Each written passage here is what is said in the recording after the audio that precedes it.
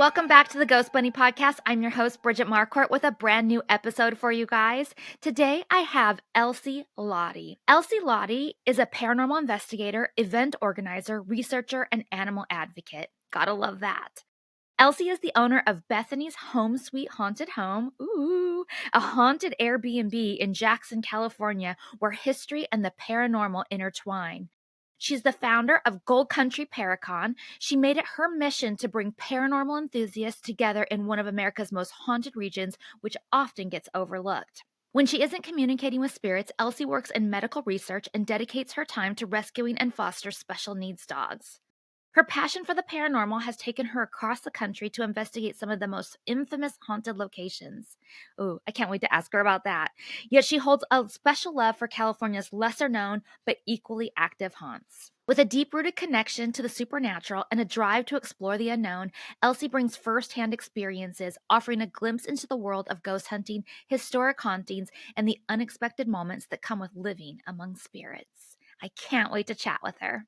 Elsie, thank you so much for doing the podcast today. Thank you for having me. Yeah, and just so the listeners know, we've been going back and forth because we've been having so many audio and technical issues and stuff, and you were just telling me, and I said, wait, keep this story for the podcast. Tell me why this happens to you. So I have spirits that follow me around, and also maybe because of my abilities that I have, my psychic abilities, me and electricity and electrical items are not friends. So oftentimes at my house, where I have quite a few spirits hanging out, the internet chops in and out all the time. I've had several podcasts that I've recorded where the people have told me, like, they've come back and have like sent me messages like, do you hear it? Where they catch like EVPs in it. And so I try to not do it at my house, but then that's also becomes more difficult with equipment. But I apologize for this. I recently had Tammy Chavez on, and we had the same problem when I recorded with her. She had to cut out all these blank spots because there was this really bad connection between the two of us for some reason. So that's funny. I'm kind of used to it. I just had Tammy on my podcast too, and it was the worst, and I don't mean like her content, but the worst recording I've ever had. The girl that helps me edit, she was like, I don't know if I can save this. Yeah.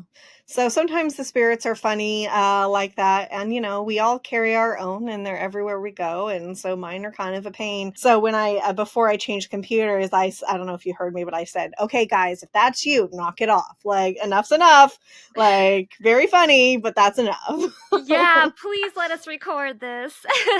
Feel free to, spirities, if you want to say anything to Bridget here. Here's the microphone. So hop on in. But yeah, please. So it's a little stressful beginning, but I'm super excited to chat with you. Yeah, it's okay. It's always fun talking ghosts. So now we could just talk ghosts now.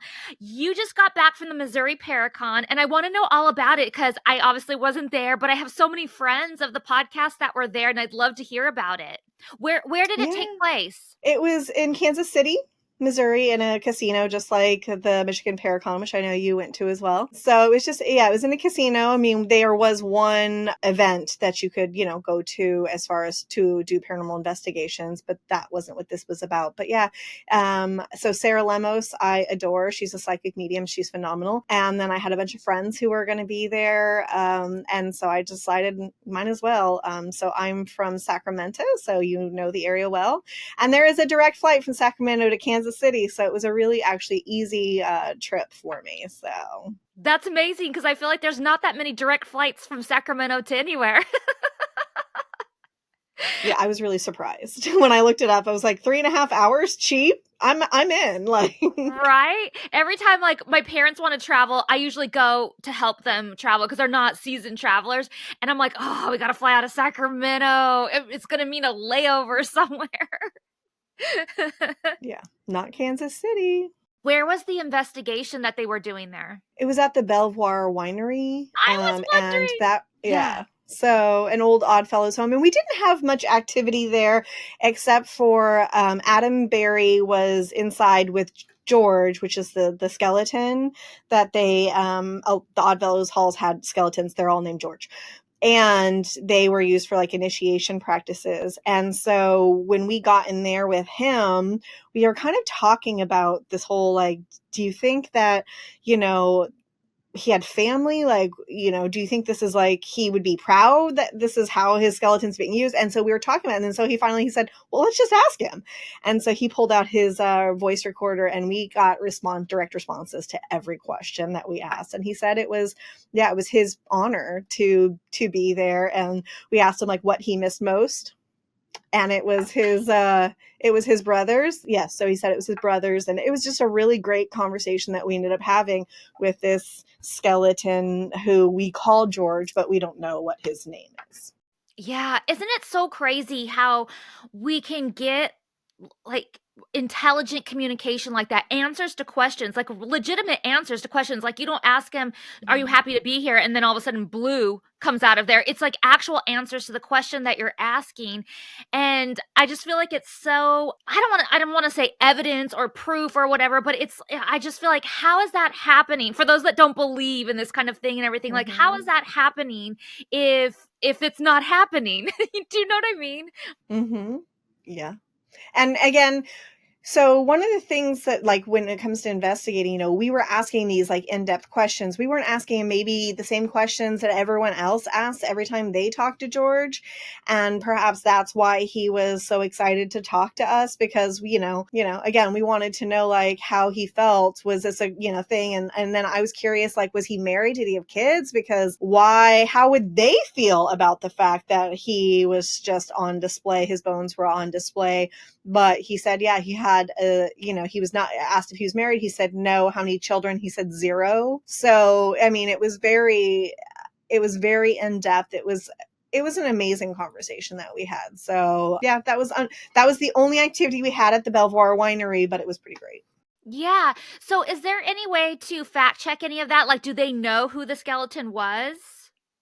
Okay. No, he was somebody who would have been one of the Oddfellows members in 1880 who donated his body. And again, so he would have gone to the medical school where they would have like disarticulated him and then put him all back together, and, bones, they would have, probably used him in the school for a minute and then given him back. And then after that point in time, he was used for initiation there. But yeah, there's nobody knows who he is. I knew that they had skeletons at the Oddfellows, which is such a crazy tradition that they had, and I did not realize that they were all named George. Yeah. So I was trying to like do some info, like Googling afterwards, but I guess I thought they all had them, but for sure the Belvoir is one of the well-known ones that still has the skeleton. So interesting. So you run your own Paracon, the Gold Country ParaCon. Tell me about that.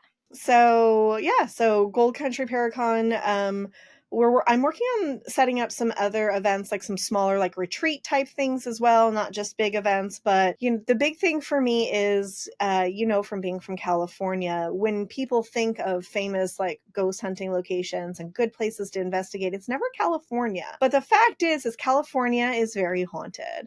I will say every mining town, no matter where you go, is haunted, and California is full of mining towns because of the gold rush. And so we have so many great active locations, but it's kind of, when people think of California, maybe they think of like the Winchester Mystery House, the Whaley House, and Alcatraz, but all of these really amazing old gold mining towns are so haunted and have such a history. And so I didn't really know much about it, but I bought a house in Jackson, California in 2021 just to be a rental. And then I couldn't get tenants to stay in it because the house is haunted. And so after that, I started finding out more and more, like the whole city is haunted. Everything is haunted. And of course, there's a lot of haunted locations, well-known haunted locations around there. But again, I wasn't into that at the time. I was just a real estate investor. And so now, of course, I know, but we have so many great haunted locations in the Gold Country, which kind of spreads all in kind of this huge section of California, honestly. And so, just trying to also bring people to California and like show like we have so many great places. You don't have to go to Missouri or Arkansas or Pennsylvania, or you don't have to go to a lot of the places people think of as like the East Coast, but we have a ton of really great haunted, spooky locations here in California as well. Yeah, and since I grew up in that area, like a lot of times we would take school trips or even just family trips to Jackson, to Sutter's Creek, to Columbia, Hmm. and Jamestown,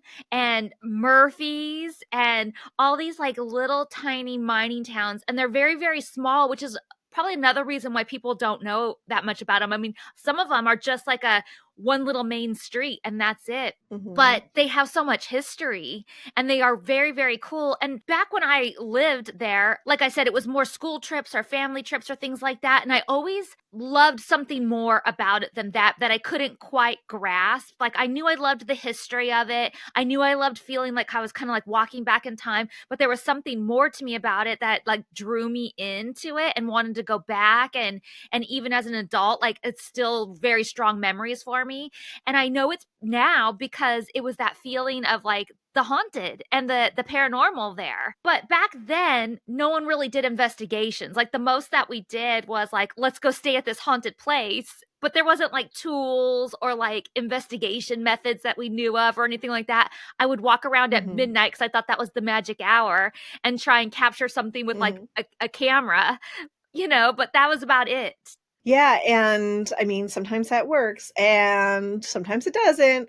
But that history, I'm sure it's funny because before I bought that house, I always said if I was alive during the gold rush, I would have been a madam, like period, point blank. And then I ended up buying a brothel, an ex-brothel. Like the first owner of my house was a woman and she was 21. Back then it wasn't even legal for women to own property, but they wanted the brothels. And so they were okay with this woman buying this property. And so, yeah, I always said I would have been a madam if I lived back then. And now I'm the owner of a brothel. So, Well, tell us comes more full about circle. it. It's a Airbnb, so anybody can stay there now, and it's called Bethany's Home Sweet Haunted Home.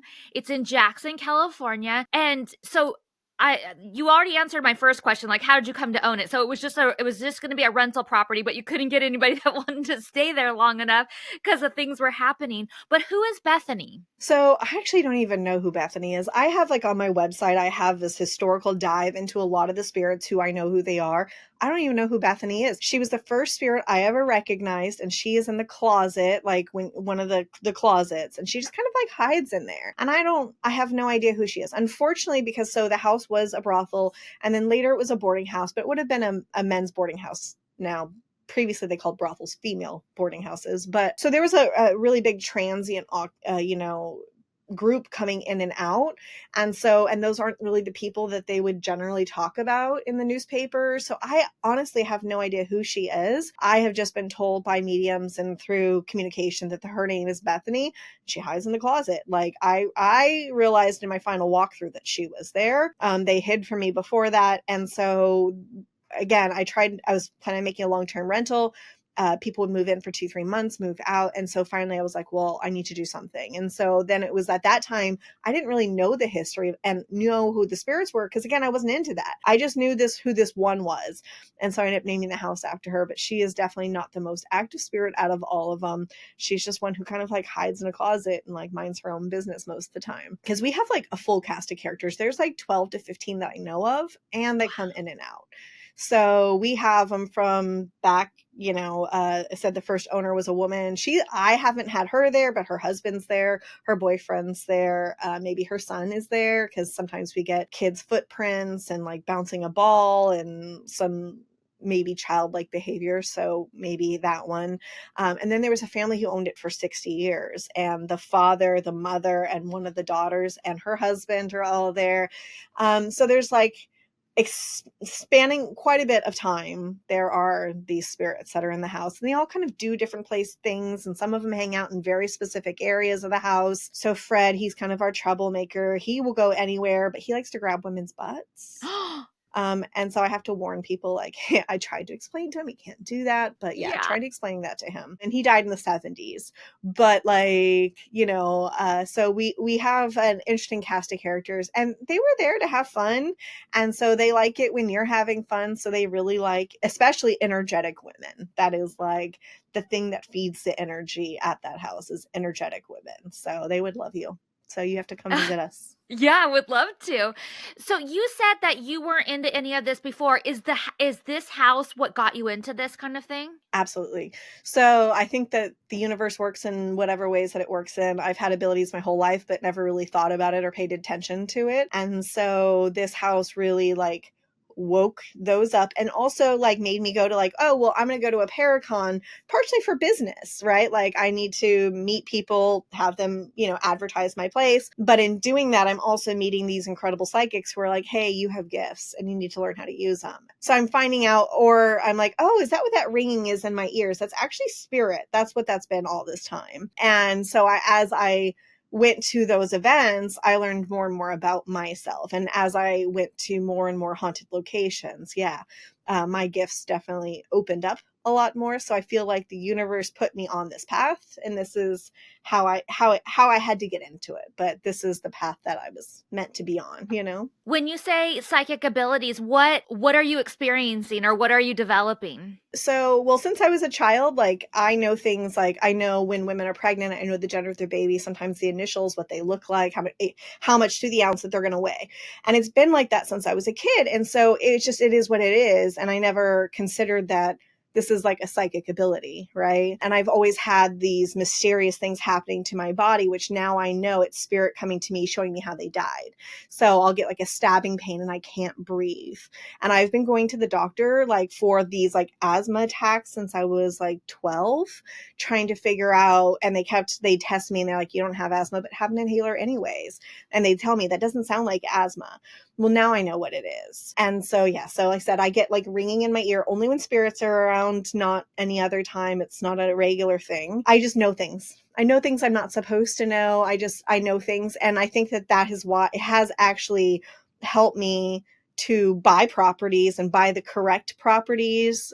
So I grew up very poor, and and in California now I own several properties, and I feel like I just know this is the right property, and it's always worked out. So I just feel like there's all these things, but I guess I never, again, either didn't know what they were or I wouldn't have labeled them that. Because again, my real job is I work in research. I work in medical research. I work in a very, using all logic and science. And, I don't really deal with any of that stuff in my day to day, but now it's kind of all just meshing together. So. Yeah. So that's interesting that you say that, because I have a lot of times where I just know things sometimes too, and I can't explain how I know it, but I just know it, and I know it as if it's fact. I don't even in my head, it's not even a question. I already just know that that's what that is. And you can't really explain that to somebody, but unlike you, I don't know how to use it. Like I can't look at a property and go, I'm learning. I know this is going to be a good property. I don't know. And that was actually, so I'm actually taking classes. I'm in a 6-month course with some great women from Sarah Lemos, she was at our last Paracon. But so I'm taking classes, and that was one of the questions I had. I just want to know what I know, because I have no idea, like this baby thing. I've always had that. I know that, but what else does that mean? And where is that leading me? I'm not sure. But I feel like that's part of, especially when it comes to like health and stuff, I know things about people's health that I shouldn't know. So I think that it's probably along that lines. But I honestly have no idea either. I'm still baby at this. I said, this has been happening to me my whole life, but I'm only recently learning what it means, and I can't control it. And so, so I feel like I can be appreciative to the universe, to spirit, whatever you want to call it, and my abilities. And part of that is just because I'm also really good at research. But and I hate being wrong, and I'm always right, and it drives people crazy. And I can get to say to my friends, well, like, I know you're a lawyer and you like to be right, but I'm psychic. I trump you. Like, it's not my fault I'm always right. Like, I can't control it. Yeah. But I just know. Yeah. So same. See, you maybe that's why we were put on the same path, Bridget. Can work on those skills too. Maybe. Yeah. I think you're much further along than me, though. Got to start somewhere, right? We all start somewhere. I know. So what gave you the idea to start this Paracon? really, it's just, I want people to come to California. I want people to come to California. I want them to experience how great our towns are. And so the town of Jackson is such a great town because not only do we have the National Museum, the Kennedy Mine, Hotel Leger's 8 miles away, which you were just there recently. Preston Castle Yes. is 10 miles away. Like, we have all these really great haunted places. And like, my house is walking distance to all of those. The cemetery, we got 3 cemeteries right there by my house as well. So there's just a lot of really great stuff. The old courthouse, there's a lot of great haunted places in such a really condensed space, which you don't really find that in a lot of places. Like, when you go to Paracons, a lot of time you have to drive to this place, drive to that place. We don't have to do that. We get to walk to all the places. And so it was really just wanting to bring people out to experience that, to see that, to get that tourism in there, because I feel like once people start coming, it's, it really will eventually just blow up to be like Gettysburg or anywhere else. I agree. It's such an active area and it's so cute and it's so nostalgic, and a lot of it is, I don't want to say untouched, because of course there's restaurants and there's, the hotels have been updated, most of them. But it's sort of like, it looks like it did in a lot of ways back then. Like, Mm-hmm. it's not all modern buildings and stuff. They kept the old historic towns, the old historic, I don't know if they're called boardwalks that they used to walk on that are, higher than the streets, or, a lot of it's still the same. And we stopped in Jackson, in the old part of Jackson, when we were on our way to McCalmy Hill. And I went inside the National Hotel. It's so beautiful. That was my first time going in there that I know of. And I totally want to stay there the next time. My whole goal on this last trip was to stop in Murphy's, but they were booked Mm. for the weekend. But I talked to them about all the ghosts and everything, and I had stayed there a long time ago. But then I have to get to McCalmy Hill. So we decided to stay in McCalmy Hill. We wanted to stay kind of close to Jackson. And they told me that it's called the Hotel Ledger. Is that not true? It's spelt leisure. Some people say ledger. Some people say leger, like it's French. So, I mean, I don't know. Call it what you will. It's the same, but yeah. Yeah. Well, I was just wondering because I've heard people say it differently. I've even heard that McCallamy is pronounced differently. So I went on this whole research thing before I went, because growing up, we always called it McCallamy. We have McCallamy River, we have McCallamy Streets, we have McCallamy Colony, which is like a housing district in Lodi. Everything's McCallamy, McCallamy School. Everything is McCallamy. And then I went on there, and people were saying that I saw a YouTube video about McCallamy Hill, and people were bashing him, saying he was saying it wrong. And I'm like, he's not saying it wrong, though. That's how we all say it there. That's how I've always learned it as well. And of course, we call it Moke, mostly Moke Hill. Yes. It's a lot shorter, but I mean, I got married there. So I mean, I'm not an expert by any means, but I did get married there. And yeah, I've always heard McCallamy as well, my whole life.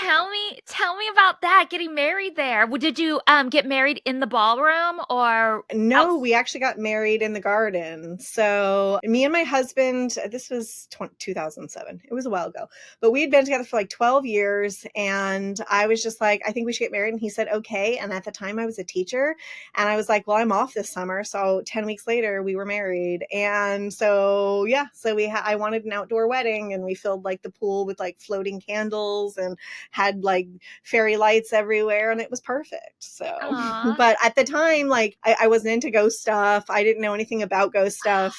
I do know that, like, so I stayed in like the garden suite. I don't know where you Yes. stayed there. Yeah. Did you stay in the garden suite as well? No, I stayed upstairs in room 8, I think. Okay. So down there, there's like basement kind of down in there. Before, it wasn't like opened up. And I kept thinking when I was there, I was like, there's something over there. There's something over there. And of course, now I would listen to it. And now I've been into that basement, because when the new owners, the people who own it now, bought it, I went there, and they're like, hey, do you want to see the basement? I was like, of course I want to see the basement. Thank you. So I never saw that. Again, I wasn't into that. It was just like, I want to get married outside. I want to rent out the entire place. So it's just my people, so we don't have to drive. And who's available in 10 weeks for me to do this? And they were. And so that's kind of how, by happenstance, I just happened to get married up there. My husband's uncle, he came and stayed in George's room. And he said that 3 times in the middle of the night, he was bounced out of bed. So the Whoa. spirit, George's spirit, I guess, did not want him in the bed. So 3 times that night, he woke up getting knocked out onto the floor. So George's room is room 7, and we had room 6 and room 8. I was there with my parents as well. And room 7, they weren't renting out. Like, it had an extra bed, like, just kind of tucked in the corner. It had all of the housekeeping stuff in there and everything. But they said we could go in there if we wanted to. And so my mom and I did, and we were doing like an EVP session, and it was pretty loud downstairs with the pool table and everything. And you can hear a lot of that up there. But at one point, and you can hear it on the recording, there are footsteps near us, and there's nobody. I mean, there's other people probably upstairs, but there's nobody. Like, I can see out the door, and there's nobody in the hall or coming up the stairs or anything. And we're not moving. We were just sitting on the bed. And then a second later, you hear clicking going on inside it's in the room with us. And we're not moving. So, like, something was making a noise. And for those that don't know, like, there's no modern day things in these rooms. There's not even a clock or anything like that, or like a refrigerator or like a coffee maker or anything that would be, there's not even a thermostat. There's no thermostats in the room. So, like, whatever was making this clicking noise had to be something not electronic. It's in the room with us, whatever it was. So that was exciting. I want to go back there and investigate sometime. I know for a while there, the ghosts kind of seem to have disappeared, but I'm glad to hear that they're back. But I feel like the current owners, they love the place. I feel like they were drawn to it, just like I was drawn to my house. And so I feel like they probably appreciate that as well, that they're really like respecting and they're kind of upgrading and they're taking care of the building. A lot was neglected for a while there. So the new owners are phenomenal. That's cool. That's great. Have you been to Murphy's lately? Because they were super excited. Like, when I contacted them, unfortunately, like I said, they were booked for the weekend, so I still have it on my list to go and do. But she was like, girl, there's so many ghosts here. And she was like emailing me like things that she's experienced herself and stuff. Have you stayed there? I've been to Murphy's, but it's been 2008 was the last time I was in Murphy's. Actually, my husband planned that for our first anniversary, so it has been a very long time since I've been to Murphy's. You know, it's another wine town, so if you love wine, it's a great town. But we've got wine closer to Jackson too, so I haven't really had a need to go out there. Although they have an amphitheater, they do concerts out there, so I'll be going out there in August. So. Oh, yeah. Yeah, and then I guess one of the biggest haunts, that's closest to this area or our area is, Preston Castle, which so I've done a podcast on that before, but tell me your experiences there. In Preston, I mean, I've been to Preston Castle. There's always like a lot of events there, craft shows and different things. So I've been there quite a few times. We investigated it last January. It was really cold. Unfortunately, right before that, pretty much all the paranormal docents had quit. So we had all new people who didn't really know too much about the history. But we were in the mail room. So there's like a post office. Because as we were doing the tour, I was led there. I was like, there's something there. I don't know. And so when they were like, well, where do you guys want to go? I was like, that's where I want to go. There's something here. And so we go up there, and actually, so it was me and like my best friend and 2 other women. And there was a couple other people that were paired up with us, but my best friend kept getting her crotch grabbed. Oh, well, wait, I just want to tell the listeners, it was an all boys like reform school.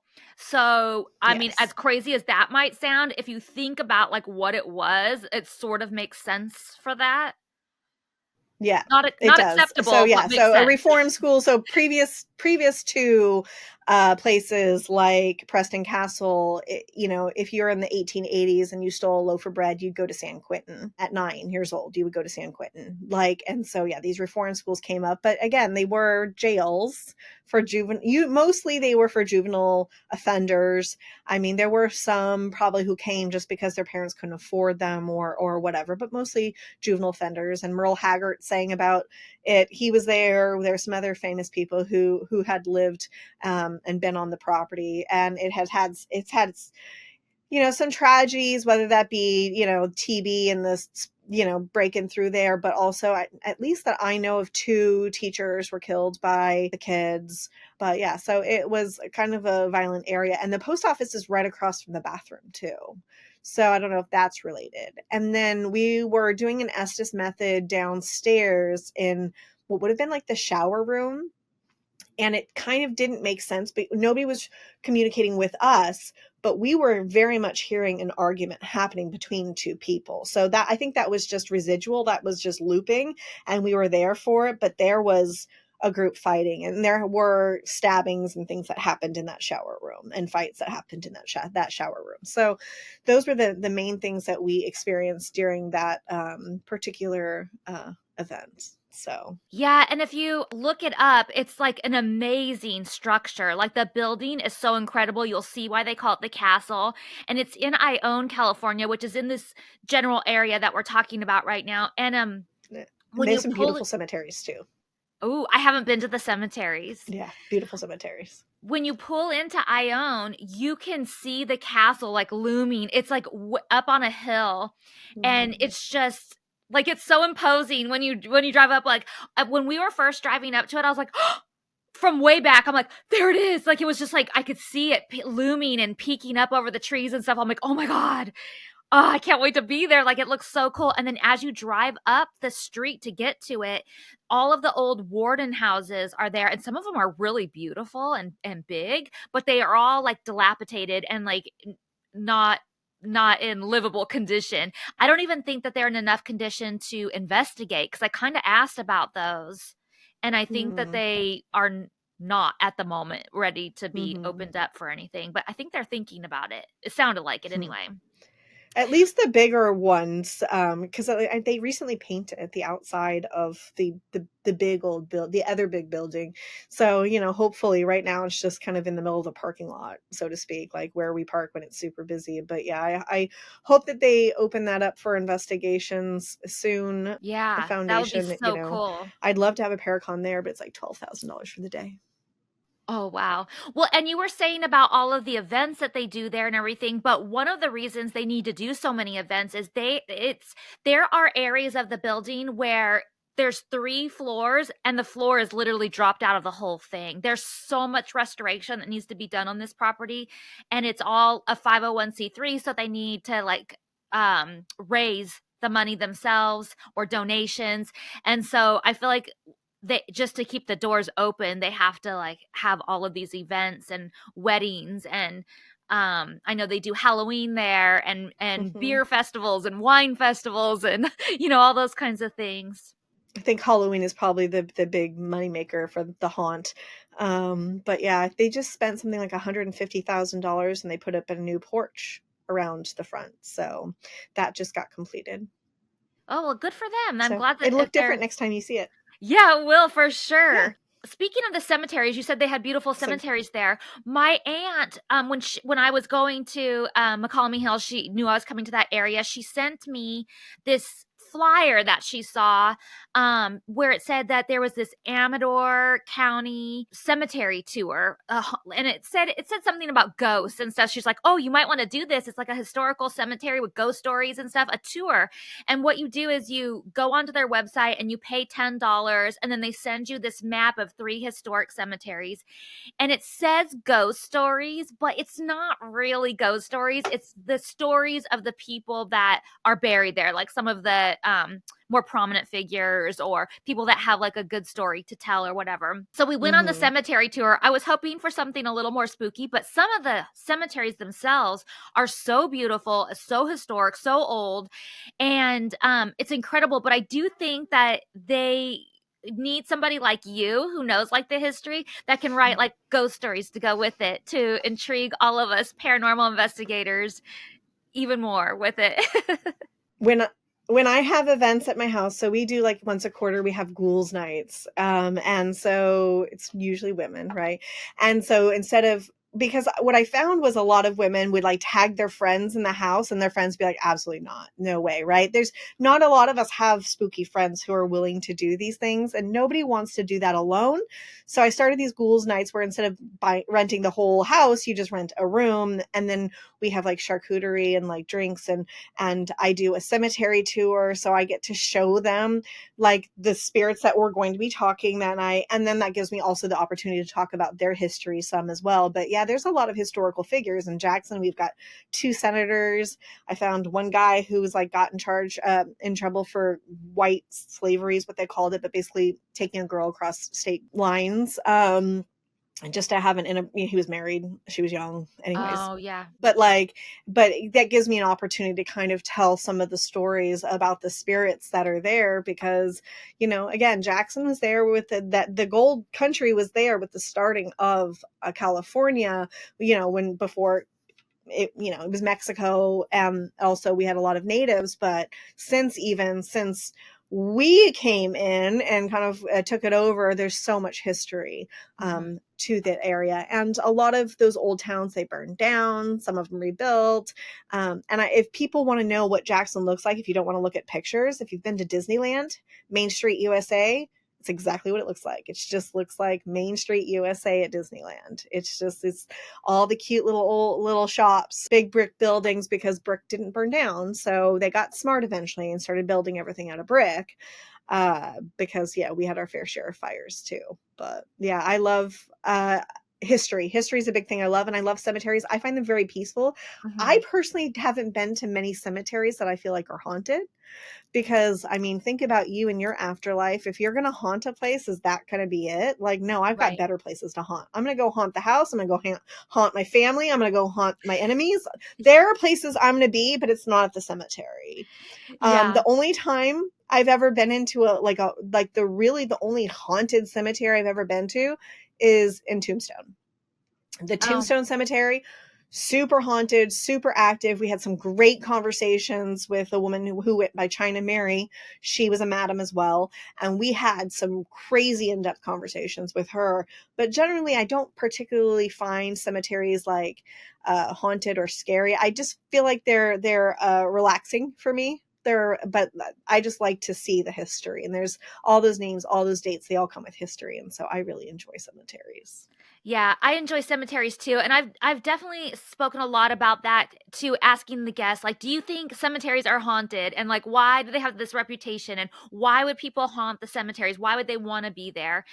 And I believe that they can kind of come and go to different places. And so maybe, their funeral was held there, or that's where they're buried. So maybe it is significant to them, and maybe they do visit it sometimes, or maybe they visit it when they see other people are visiting it. And, so maybe they come and go, but I also And we did ask China Mary, and she said that too, that sometimes she's at the house and sometimes she's there. So she chooses many places. I just don't feel like probably a lot of people, that's where they choose to go because it's not as interesting. Yeah. But of course, spirits are everywhere. So. Yeah. The Gold Country Paranormal, are you guys a team that do things? No, so Gold Country ParaCon, so it's just the paranormal convention I set up. But I've been very lucky. I've got some really great friends locally, and then I have other friends throughout the United States that I get to hook up with and go places. So like the Appalachian Seance Society, Sharice Williams, who is this amazing witch who knows how to use tarot cards to read places and spirits. Like, I'll be like, I want to go to Indiana. I want to go to this place in Indiana. Do you guys want to go? And they're like, yeah, we want to go. And then we'll meet up and we'll go to Jim Jones's church. And our next trip will be to Indiana State Sanatorium. Yeah. So we just meet up here and there. And then locally, I have a group of friends who, love coming and hanging out the house too. It feels like home for them. And so any opportunity we get, we'll just meet up. We investigate, we hang out, and invite other people in as well. And again, we have our ghouls nights. So our next event that we're going to is there's a winery in Sutter's Creek that's having a paranormal investigation. So we're going to that next month. So yes, tell me about that, because I saw that online. It's called Scott Harvey Wines. It's in Sutter Creek, which is also in Gold Country over here, like this little area we're talking about. One town over. Yeah, I used to go. It was a thing that I would do with like my coworkers and stuff. I don't know why. Every year around Christmas time, we would go walk around Sutter Creek and like try and find cute little knick-knacky things or something unique to get people for Christmas. But it was just a tradition, and I loved going there around Christmas time and walking around. Another just like cute little historic mining town but I did not know about Scott Harvey wine. Will you tell me about that? They're all haunted. So actually, one of the places in Sutter Creek, there's a store now, and it's partially like a nursery and partially like kind of more of like a kitchen store, but they have other kitschy stuff too. And every time I walk in there, I get sick. I cannot be in there. There is so much energy in that building. I have to like be in and out really quickly, like if I want to go look. So, I mean, again, all of these mining towns, they're all haunted. So it's not really a surprise. I was told about another one of the wineries in town too that's haunted. But again, I think for the most part, almost every single one of these buildings are haunted. It doesn't matter if it's a restaurant, a winery, or, you know, they sell kitchen gear at this point in time. That energy is around because there's something about, we've got the same creek that runs through Setter's Creek, runs through Jackson. So we've got this creek that runs through and it's year round. And that's one of the reasons why they settled in the area, because there was year round water. So we've got the quartz in the ground, which, you know, also holds on to like energy, which could be spiritual energy. So you get a lot more residual stuff. You got the water that creates energy. We have all the minerals in the ground. So there's so many reasons why every mining town is haunted. And so, yeah, I'm interested to see what kind of spirits pop up at Scott Harvey, but I don't know who they are yet. So Is 3C putting that on? Yeah, they're two nice women. I actually did a walk with them once upon a time. I think they're newer and they're really nice women. I'm talking to them later today. Oh yeah? Yeah. Yeah. Tell me about the Amador Courthouse. The Amador Courthouse, I mean, it was built in the 1860s. And then when you see it, you'll think it's a lot newer than that because in 1940, part of the New Deal, the Works program, they wrapped two buildings up and they made it all Art Deco. But inside of it, you still got the old cells and the cell blocks. There's a spirit in there named Robert, who I say is my boyfriend, but he really liked me a lot. And so, yeah, I've always had really good experiences there. And so, yeah, it's just another super active place with a lot of history that goes to it, and trying to like parse it out is always kind of the hard part. But yeah, it's really cool because you get to see where the prisoners have like etched their names in the metal in the walls. And so there's kind of that living history too for that, including like one of them, it says the name of, it says who killed one of the teachers at Preston. So it's just etched in the metal that, you know, he killed this man. And so that's actually how I Googled it. I was like, who is this guy? And I Googled it and found out, yeah, it was the students who killed a techer at Preston. Wow. So yeah, a lot of history, local history. My house, they were bootleggers. They had a gambling hall and a saloon in the house. And so one of them did 6 months there because he was for conspiracy to sell stolen gold to the government. So he was actually getting gold from the gambling, from all the ways that he got gold from miners who probably stole it and then melt it down and was selling it to the mint. And he did that once and got caught and spent time in Leavenworth. Well, the second time there was 7 of them and they had like $365,000 worth of gold. And that's like 1939, right after the Depression. And that would have been like $7 million today. Yeah. Worth of gold that they were caught trying to sell. Yeah, so when he got caught the second time, he actually ended up spending 6 months in that county jail. His brother later was the chief of police for Jackson too. So there was a lot of stuff that we don't know what was going on, but yeah. Interesting. Okay, let's talk about some of the other places that you've been, because you just mentioned Tombstone. Did you just go this past year, or did you go the year before? Because I was there the first ParaCon. I went last year. Okay, so the one after you. The second one. Okay. Yeah, the second one. How did you like it? Did you go down in the mine and everything too? We did, but unfortunately the investigation in the mine wasn't great. They just basically turned off the lights and told us to be quiet for 2 hours, and that wasn't the way that I like to investigate things. So I don't feel like I've really investigated it, but I have been down there, but you know, we just sat in the dark. So that was an interesting. You know, everybody investigates differently, and that's kind of the joys of doing all these things, is you get to see how other people do it, and hopefully figure out how you want to do yours based on that as well, right? And so I love going to all these because, yeah, I always learn something new, a new piece of equipment, a new piece of technique, a new technique. And sometimes, we get nothing even when we're trying really hard. I actually was just in Eureka Springs this weekend at the Crescent Hotel. So I figured if I was in Missouri, I should just go ahead and drive the 3.5 hours to go to Eureka Springs. Tell me everything. Tell me everything, because I want to go there. The town is gorgeous. It's kind of woo-woo. They have drag shows every Friday and Saturday night. So the town is actually, it was not at all what I expected. The hotel is gorgeous. The staff is amazing. They are just a phenomenal group of human beings. The rooms are amazing. They have all been remodeled. So, what you were talking about earlier, no, like brand new showers. Maybe they kept the bathroom mirrors, like gorgeous. So I did an investigation. I joined one of their investigations. We literally had nothing happen. But it was just absolutely beautiful. I mean, it's got really dark history with so if people don't know, there was a man there. He wasn't even a doctor, but he pretended to be a doctor. He pretended to cure people's cancer. And so a lot of people went there and died. And so it does have this dark history to it.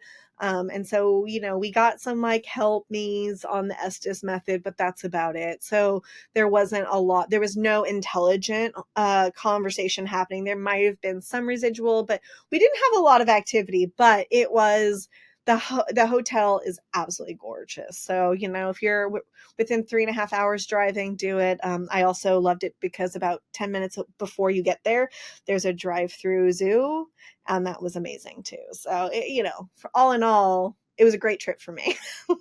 Yeah. And then I've talked about on the podcast before too, that like, just because you spend one night somewhere and nothing happens, it doesn't mean it's not haunted. It's just sometimes it takes a lot more time than that. Yeah. And also it's not even just that. Like, I have to explain this all the time. Like, my house is probably the most active place I've ever been. And this is the problem, right? Is I'm there and stuff is nonstop. And then I go to other places and things don't happen. And it's frustrating for me because that's what I'm used to.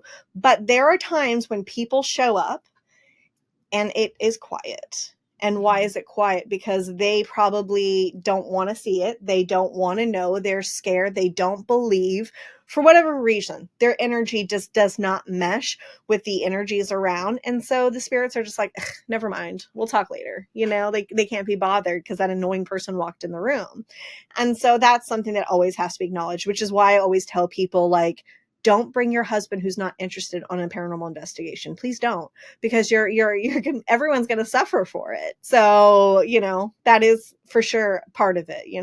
Who knows who the people that were there, maybe somebody there they weren't interested in. So, none of us got to, but it was cool to like go into the basement, got to see like all the jars of like stuff that they found when they were like digging up the yard. And like, so yeah, it's an amazing piece of history, a really cool town, some really cute buffalo. There are a lot of reasons to go to Eureka Springs. The buffalo, you got me at buffalo.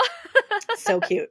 Literally, you just drive through and they come up to your car and stick their heads in your car for food. It's amazing. Oh my gosh. I highly recommend it. You know what's interesting? When I was doing my podcast with the Crescent Hotel, this was my original podcast that I used to do. Mm-hmm. And we just did it. It was just audio only. And I was talking to them. They had just found those jars. And some of his stuff is gross. I mean, it looks like human fat, like some of the stuff in there. It's like, And again, I work in science and I don't know if you can see this. This is all old medicine bottles and stuff like that. My little monkey skull. So I'm really into all that stuff. And I was looking, I'm like, that looks like jars of human fat. Like, so they don't really know what's in any of those jars, but you can make assumptions based on some of the things that I saw. But yeah, it's interesting and sad. Yeah, I know that they had to like crime scene tape it all off, and like investigators had to come because it is human remains. So they had to have I know the archaeologists were out there like trying to dig it out and like preserve what they could and like see what things are, and they were doing like a big investigation on it before, and it was just sort of happening the last time I did that with them. So that was exciting. Yeah. So it said it is gorgeous. Everything is great. I didn't run into spirits there. I need to be there more with more people and maybe do my own thing a little bit more, but I would highly recommend anybody go check it out. It is actually just a really gorgeous area. So everything about the area was very awesome. Was awesome. So Another thing you were saying was like if there's one person who's like a doubter or doesn't believe or whatever, they can bring the energy down for everyone. And I do believe that that's possibly true. But I also love when that person is there and something happens to them. hmm we were doing an investigation. We were running an investigation at the courthouse, and somebody brought her husband who did not want to be there. And he actually he works in the prison system, and he was just this hard, gruff guy. Wasn't interested in any of it. Like the spirits weren't really like. So we split up the men and the women, and we put like the men in the men's cell and the women in the women's cell, and then we switched. And wherever the men were, there was no activity. When the men weren't there, there was plenty of activity. Well, we got into one of the cells and we gave him dowsing rods, right? Because he was like, "Yeah, I don't believe it. How about I try them?" I'm like, "Cool." So he took the dowsing rods and they started like answering questions, and he's like, "I'm not doing that." I'm like, "I know." And then after that, he was his mind was blown. So for sure, it's a hard time sometimes pulling those people over, but seeing it happen is always really great. Like my husband always says too that he doesn't believe in ghosts, and I'm like, our house is haunted. Like they hide his stuff. He can smell them, and he'll be like, "It smells like ghosts in here," because we have one that has a very particular scent. They turn on the lights and the ceiling fans, but he's always like, "I don't believe in ghosts." I'm like, "Oh my God." Because, men have to be like, "I don't believe in that," even though it's so obvious right in front of you. Right. And I have pictures with like where you can see the spirits in the picture and stuff. But yeah, he refuses in his brain to believe that any of this is true, even though he knows I don't lie, even though, he knows I don't know how to edit videos. But I think it's just easier for him not to believe it. So, Wait, okay. what does your ghost smell like? Well, when you come to Jackson, you'll find out so that spirit comes from the Jackson house. He follows me now everywhere I go, but and there's something in the stairway. It's what it smells like. And it smells like maybe old wood. It's kind of Okay. hard to say, but like an old wood smell. And usually it's only in our bedroom, and it happens only sometimes at night.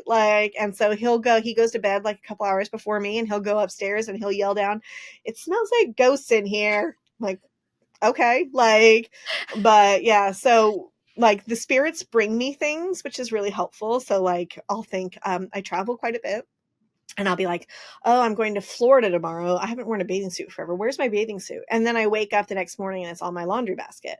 And then I went to Florida, came back for a day, and was heading to Alaska. And I was like, I should probably bring my curling iron. And I forget because I have ADHD. And then I wake up the next morning, my curling iron's in my laundry basket. And so like they bring me things, but they hide his things. Oh So he'll my be like, "I gosh. have one of those," and he goes to try to find it and he can't find it. Or he's going to go work on something, looking in his tool chest in the garage. He can't find it for like 45 minutes, leaves, comes back, and it's right there. Like, so the spirit reacts differently to my husband than me because he likes me, and therefore he can't like my husband. That's so funny. You know what? Being an animal lover that you are, have you ever experienced any animal ghosts? So recently I've been being haunted by one of my dogs. So I run a rescue, and I foster special needs dogs. And so I take a lot of newborns. And so specifically, like I take a lot of newborns with cleft palates. So I got Truffle when she was like 30 minutes old, and she was extra, man. She was just extra all the time. She's a lot like me. She's noisy. She was in your face. She was the center of attention at all times. She was just a lot. And she died very unexpectedly. She was like 4.5 years old. And then after that, like I'd have all the dogs, I put them away in their crates before I leave for work. And I'd hear a dog jump up on the back door, and I go to open it. And of course there's no dog there, because I'm like, "Oh wait, there's all the dogs are put away. Who was that?" And so and I heard it so loudly, and I was like, "Okay." And then sometimes outside we'll see the bushes moving along the tree line, because she used to run the tree line. And so she's still running the tree line. And I one day, like when I heard the jump up in the door, it kind of like, I don't know, it's not scared me, but I was like, what is this?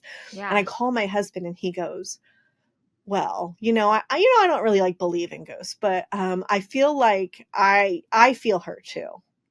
So like in our bed and stuff like that. He says when he's like pets the new Fosters, he feels judged by her, when the new dogs come in. So she's been one that's been haunting us for like the last year and a half, and I'm happy to have her forever. But in the house, there seems to be a cat. So at Bethany's, I don't know who this cat belonged to, but like so many people have had the cat walk up next, like feels like there's like a cat rubbing up on them. And actually I did have that in the Crescent too, standing by the front door. It felt like something brushed up against my leg. And so I'm not really a cat person, but blessed be, I'm happy to have any of the animals. So, sometimes, but one time at the house, I was gone. So before I turned it into an Airbnb, I was working on the house. And so I had to go to Lowe's, and I had a camera up inside because we had just had some really crazy paranormal activity the night before. So I put up a camera, and I left and went to Lowe's, and like 20 minutes later, I get a motion warning on the camera, and there was an actual cat walking around in the house, which I then had to open the door, and I just said like, go away. But I don't know how the cat got into the house because every door, every window was locked. There's no way for the cat So it to was get in there. So a real cat in the house, not a it was ghost a cat. real cat. But I don't know how a real cat would get into the house. But it was a physical animal that I then just shooed outside, and I've never seen it ever since.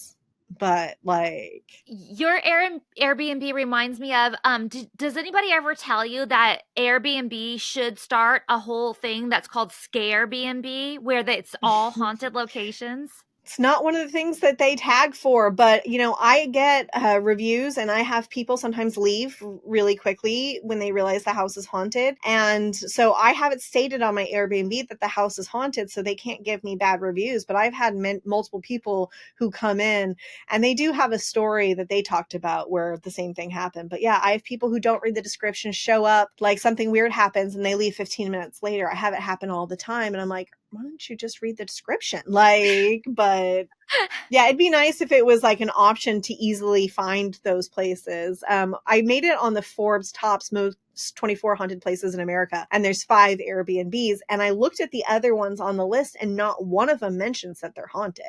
Like, you can Wow. get a creepy feel from them, but not one states in their description they're haunted. But I state that because I don't like, when you're sleeping at night and the motion activated lights going on and off all night long, I don't want you thinking there's somebody else in the house with you, And sometimes they do, like, they will mess with, like, so the ceiling fan won't turn on. They've even turned the gas off to the stove and stuff like that. I don't want you to think this is a slumlord. Like, these are the spirits. There's nothing I can do about it. Usually if like the light won't turn on, I'll tell them, hey guys, knock it off. I leave. And when I come back, it works just fine. Yeah. And they'll turn on the ceiling fans. They'll do things. And so I feel like I have to tell people that it's haunted. Yeah. But luckily my spirits are nice, and they like to have a good time and kind of screw with people sometimes, but mostly they're nice. They might hide something if you're messy or annoy me, but it's the best for me. I know we're getting short on time, but I want to ask you about some of these other places you've been. Because some of these are like my top places I want to go, and you've been to them. The Lake Shawnee amusement park. My nieces were so afraid because it was me and them. So they were at the time 15 and 16, me and them. That's it. In a pop-up van overnight by ourselves. And so they were having none of it. So we basically ended up having to go to bed pretty early because they were so scared. Beautiful, great place for pictures, at least. Had some stuff happen, but nothing like crazy. Although I did realize I caught an EVP of what it sounds like. They used to do, what's the word, with the cars in the mud. So anyways, Like they used to do derby, like, derby. yeah, like they used to do derbies before they found the Native American remains. They used to do derbies out there, and I do have a video where I recorded, and in the background it sounds like, those motors, like chainsaw, or I think it's a derby noise, and that wasn't going on when we were there. So that's one of the cool things I got from there. But yeah, it's an interesting place for sure. Waverly. Yeah, that was the same trip. I took them on this like haunted little loop of How fun! West Virginia, and Kentucky. They're from Florida. I'm from California. You know, we can only do both back and forth so much. So sometimes it's like, let's meet in some place weird. So yeah, we went to Waverly. I mean, it was a long night. We had a couple of things happen. It wasn't like super crazy, but you know, there's like 55 people in this huge building. But obviously, any place like that, again, is you're gonna have spirits. So I had one. There's like a shadow figure that they have there, and I felt him, and I was like, there's something over there. And so the docents, the tour guides or whatever, I'm not sure what they call themselves, they ended up setting up a bunch of equipment, and we had like a kind of a fun 10-minute period there, but I was being physically affected. And at that time I didn't know how to stop it. So I was having a hard time breathing. I was literally on the ground. I couldn't breathe. Wow. But yeah, so I'm looking forward to, you know, it's sad history, but it is definitely an interesting place. And Louisville is gorgeous. So What's the Samuel Miller house? I don't know that one. So Daryl Marston from he was on A&E's Ghost Hunters. Yeah. So that's his place, and it is in Columbia, Pennsylvania, and it's just an old house. Now part of it is a print shop, but you can go there and spend the night. And we had some really great activity with a child, at least in the room. I haven't checked out the whole, I mean, it's huge. There's like this creepy like room in the attic where it like the locks on the inside, where it has like a lock on the inside, and some other stuff there's that I have not yet gotten around to checking out. But it's, and again, Columbia is just this little old town. Apparently they burned down the bridges during the Civil War, and that's why they had to go to Gettysburg. So that's kind of one of the reasons why the Civil War ended, was because of Columbia. But yeah, it's just a cool 1800s house. It's got a train that comes by all the time, and that really stirs up activity too. Interesting. Trans-Allegheny. Yeah, so I went there before I knew about my powers, and let's just say that that's one of the places I had like one of those like aha moments for me. I was there in 2020, so I work in research. We were doing research using English bulldogs born with spina bifida, so I would travel the country, get them, bring them back to California, do stem cell research, and then adopt them out. Great program. We're now doing it on fetus humans. So yeah, I was there in 2020. Everything was shut down. I Googled things to do in West Virginia, and Trans-Allegheny popped up. And so I went there, and there was like nobody around. It had been closed down for several months, not many tourists. And so I went in there, and we were walking around, and we get into a room, and I start having a panic attack. And there's like this bed in there, and I'm like staring at the bed, and I'm seeing a child in the bed, and the child in the panic, and I'm like, I have to get out of here. I have to get out of here. And the woman starts telling a story. Now I know, because I didn't used to watch ghost shows. But there's a guy named Dean, and he probably was like low functioning autistic, and he was nonverbal, but he would have aggressive, like violent outbursts, which is why he was there. But most of the time he just like colored and hung out. But he was in a room with 3 other men, and those men killed him. And how they ended up killing him was by putting the foot of the bed on his head and jumping on it. And so for me, I saw a child, because mentally, emotionally, he's a child, and the bed, but I didn't know what that meant. And so that was one of those times where I was like, that's weird. Like, what is that? Like, so yeah. Yeah. But again, gorgeous. I mean, all asylums kind of have really sad history. There's some places I don't want to go to, like the Villisca Axe murder house. Like there's children that's being murdered. I'm not really interested in that.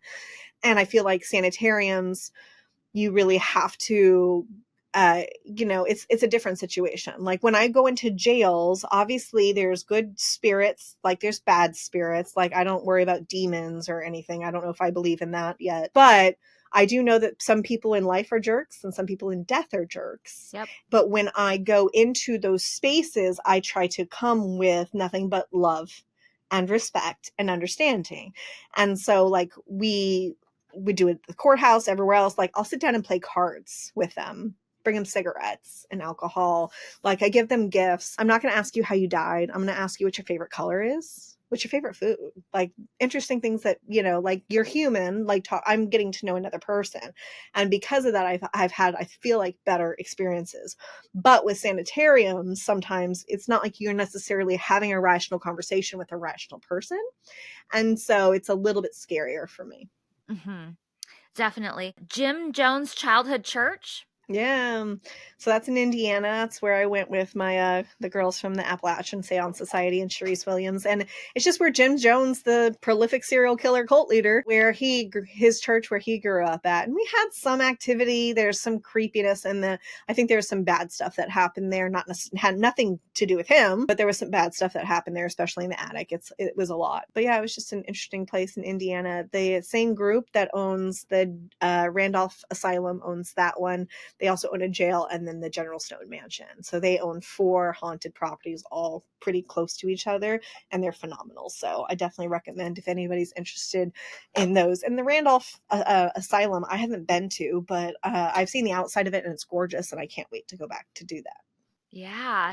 What was your experience like on the Queen Mary? I didn't actually have much experience on the Queen Mary. No? It's, again, beautiful, such great history. Yeah. Such great history. And the only place there was anything for me that I picked up on anything was in you know, where the doorway where the man was crushed and killed. Mm-hmm. Yeah. Engine So room. that's Yeah. not necessarily there, but in the engine room, that's the only place I felt anything whatsoever, was down in the engine room. But, you know, nothing to speak of. But again, gorgeous, great place to stay. It was, yeah. And I enjoyed it greatly, but not a lot of paranormal activity the night we were there. Yeah. What about the Stanley? Did you have anything happen there? So I would say no, but no. So we did the ghost tour. We didn't have anything happen. We went to sleep. The thing is about me is when I'm around spirits, usually I sleep really hard. Like I'm out. Okay. And so I was with my niece and my cousin, and we're in the room. And then I hear one of them say, "Is Elsie awake?" And then I wake up because somebody said my name, but they were hearing somebody running around in our room. And then when I woke, when I was like, yeah, I'm awake. And then I heard like this glass rattle. And so I assumed it was like the shower door in the room behind us. And so I made like a mental note, like I'll check on that tomorrow. And so in the next day morning, we got up. I'm like trying to figure out what this glass noise was. Could not find it anywhere. Well, then when we went to leave, there's like a door that's locked. So beyond that, only hotel guests can go to it. And I felt somebody do this to my hair. So somebody just played with the top of my head.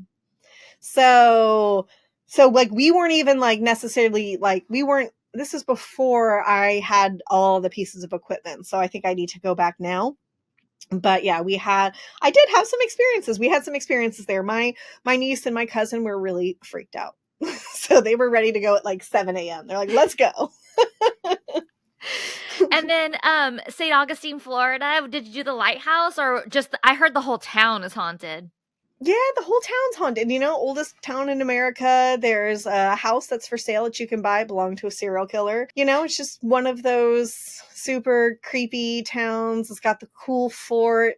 I mean, it's such a cool city, though. It is just one of those places that doesn't look like any place else in America.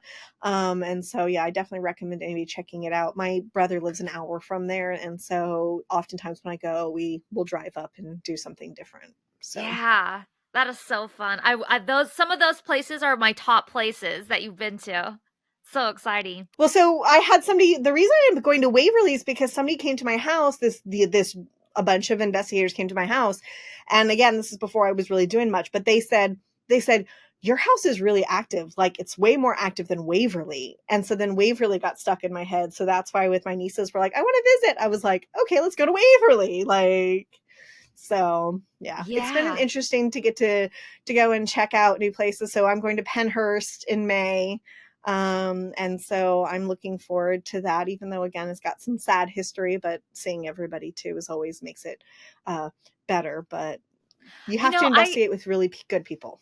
Yeah, I did Pennhurst, and they even had some of the previous workers there and everything, and they were talking about how much they loved the patients but they were just like so crazily understaffed. And but there was a lot of love there too. I think you'll like it there. Good. I mean, I'm looking forward to it. Yeah.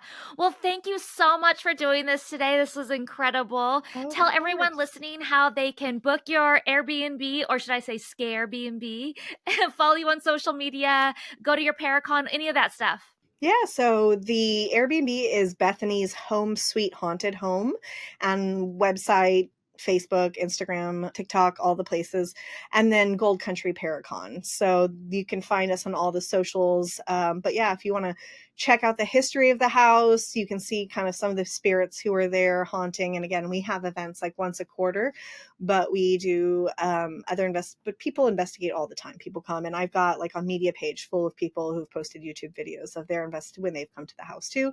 No one's ever been disappointed. So, and I hope I get you to come out, Bridget, next time you're in the area, and so I can show you around Jackson properly. Yeah, I would love to. I hope you guys enjoyed this episode of the Ghost Bunny podcast. Thank you so much for joining me on my spooky adventures, and I look forward to sharing a new ghost story with you each week. Please subscribe to our podcast so you're always the first to know when a new episode is out, and follow us on social media at Ghost Bunny Podcast on Instagram for photos and sneak peeks, and at Ghost Bunny Podcast on YouTube for the video version. And you can also go to my Patreon, patreon.com/ghostbunny, for spooky tours, investigations, and more content. Thanks, guys. Mwah.